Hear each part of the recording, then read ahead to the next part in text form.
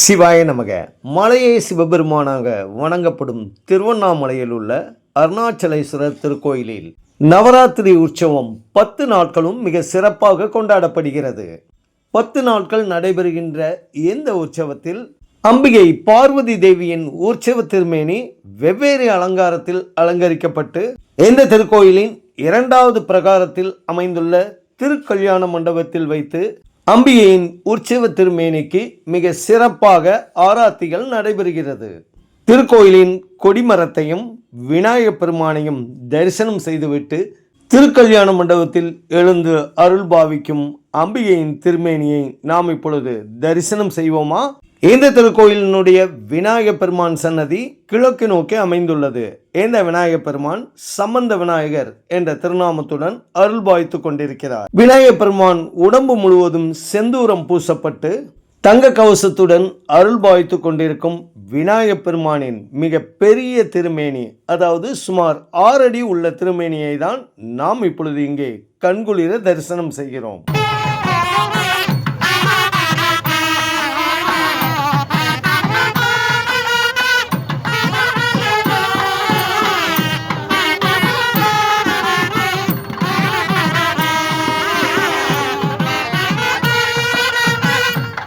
திருக்கோயிலுடைய ஸ்தல விருட்சமான மகிழ மரம்.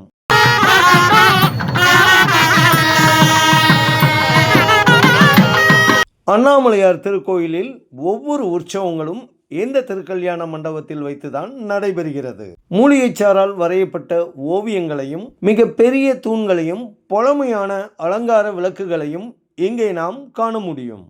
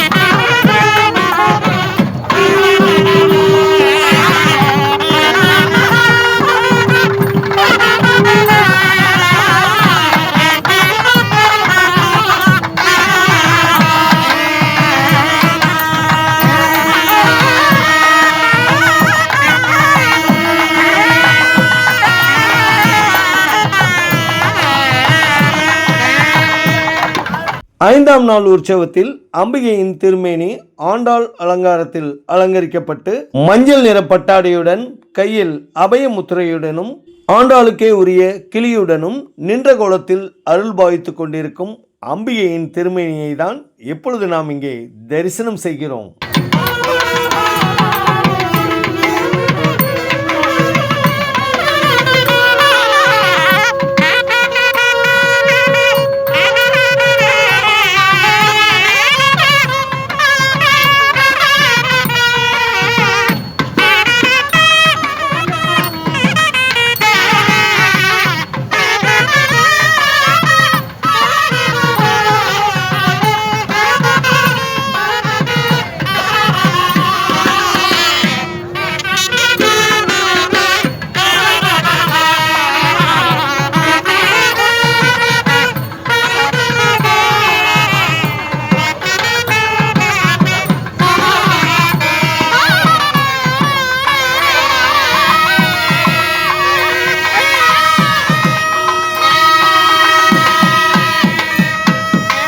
ஐந்தாம் நாள் உற்சவத்தில் ஆண்டாளின் திருமேனியை தரிசனம் செய்த ஆனந்தமயத்துடன் அடியார்கள் அனைவரும் நீண்ட ஆயுளும் நிறைவான செல்வமும் உடல் மற்றும் மனநல ஆரோக்கியத்துடன் வாழ வேண்டும் என்ற விண்ணப்பத்தை அம்பிகையின் பாதங்களில் சமர்ப்பணம் செய்த ஆனந்தத்துடன் தங்களிடமிருந்து விடைபெறுகிறோம். சிவாய நமக.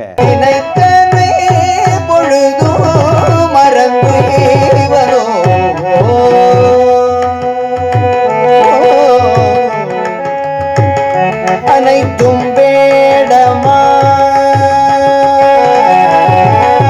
அனைத்தும் வேடமா,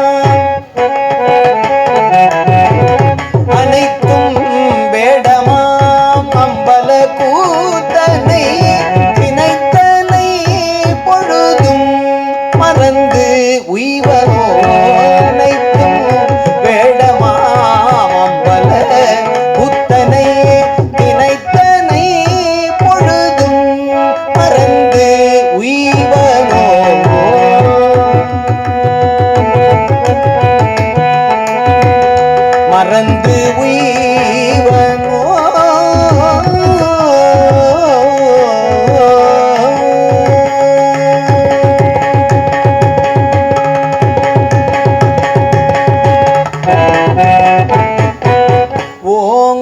மான்வரை